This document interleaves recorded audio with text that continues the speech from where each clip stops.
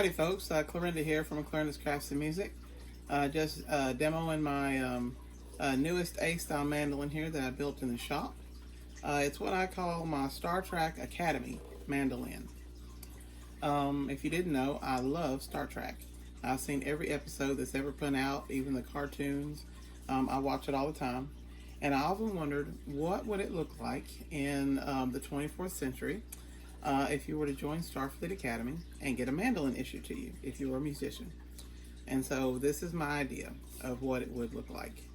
Of course, we have the top is solid spruce. The tailpiece, of course, is gold, just like their communicators are. The tuners also are gold and everything. But I wanted to have a little bit of fun with the coloring, you know, to kind of match the Starfleet uniforms and everything. Of course, they aspire to command, which most of them do, or engineering. I always wanted to be an engineer because my dad was a maintenance mechanic, so I always wanted to be an engineer on Star Trek.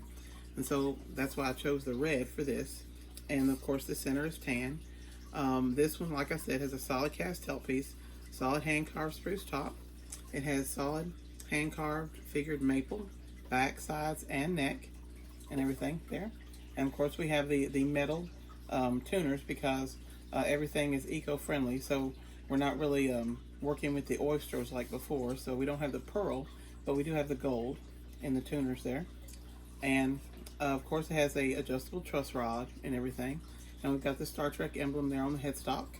And then we have it engraved near the tailpiece as well for the Starfleet Command, where the Academy is near Starfleet Command.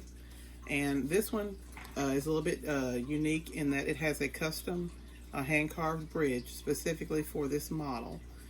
It is a compensated bridge, and of course the coloring matches the top. And so this is custom made for this particular instrument. And on the back is figured maple, and we have the Starfleet Academy emblem there on the back. I will display this there on my website soon. And this will ship with a very nice gig bag and stuff. Students can't be bogged down with a big heavy case, but it has a very nice gig bag that goes with it and everything. And I'll let you see what it sounds like a little bit. But this is my idea of what a Starfleet Command issue mandolin might look like. In a lot of the episodes, like I've seen on Voyager and stuff, the instruments that they have look like they just went down to the local music store and got them. And I'm thinking, you know, in the 24th century, they should have something that looks a little more futuristic and things, you know, a little more custom, because they don't have money anymore, and so they have time to work on their art and their craftsmanship. And so I wanted something to look like, well, hey, in the 24th century, at least we have a little bit more time to spend on the coloring and things like that for a mandolin. So for the music majors, you know, or the people that in their part-time at Starfleet Academy that might want to play in a bluegrass band, this is what they might play. So, in the episodes on Star Trek The Next Generation and on Deep Space Nine, they featured a song called The Minstrel Boy. In the Star Trek Next Generation episode called The Wounded, and in the Star Trek Deep Space Nine episode What You Leave Behind, also featured this song. So let's try that. A little of the Minstrel Boy.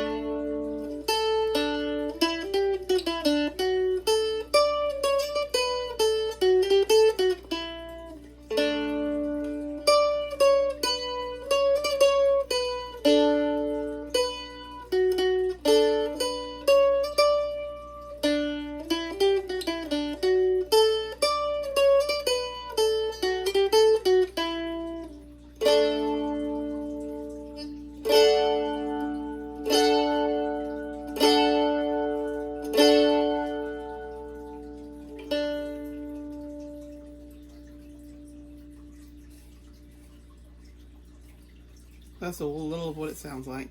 Like I said, it's totally brand new. It's, you know, it's just getting a little bit broken in and everything. I've just, you know, been playing it for the last couple of days after I finished it and everything. The finish is shellac and hand-rubbed oil. Of course, here in America, to color our mandolins, pretty much everyone uses leather dye in America. Overseas in China and stuff, they tend to use paint and spray them on in booths and stuff like that, and they use a lot of lacquer. But those things aren't very good for your health. And so, like I said, the coloring is done with leather dye. It takes a long time, a lot of Q-tips, and a lot of hand work, a lot of polishing to get it to look like this and everything. So, also, they were very fond of Irving Berlin, I believe, is the writer of some of the jazz that they play. They are very fond of playing jazz on Star Trek: The Next Generation. And so let me play a little bit here.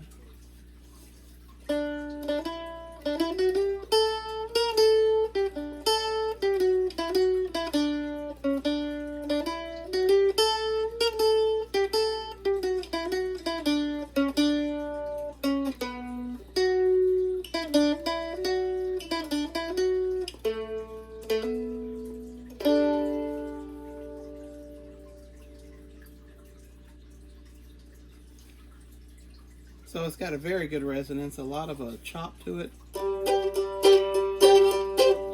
So if you love bluegrass, or if you just love Star Trek, this definitely is not a toy. I've got the action set very low on this. This has a bone nut and, as I said, adjustable truss rod. It's very easy on the fingers and everything. It's just a lot of fun to play. Every now and then I will make an instrument which I say I hope does not sell because I love this one and I like Star Trek.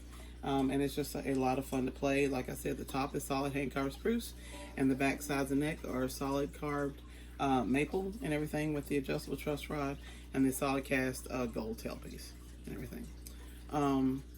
It is possible to put a pickup in this system, an active system, if someone is interested, if they have to have a pickup and everything. But this is the way it looks. This is the Mia Star Trek Academy mandolin and everything. I thought, just have some fun for Christmas. And like I said, I am going to be doing a couple of, if people like this, I'm going to be doing a couple of F styles to match the other command disciplines there on Star Trek. One is for medical, and one is the yellow and gold for the officers and things. Red is for the engineering and things like that. So.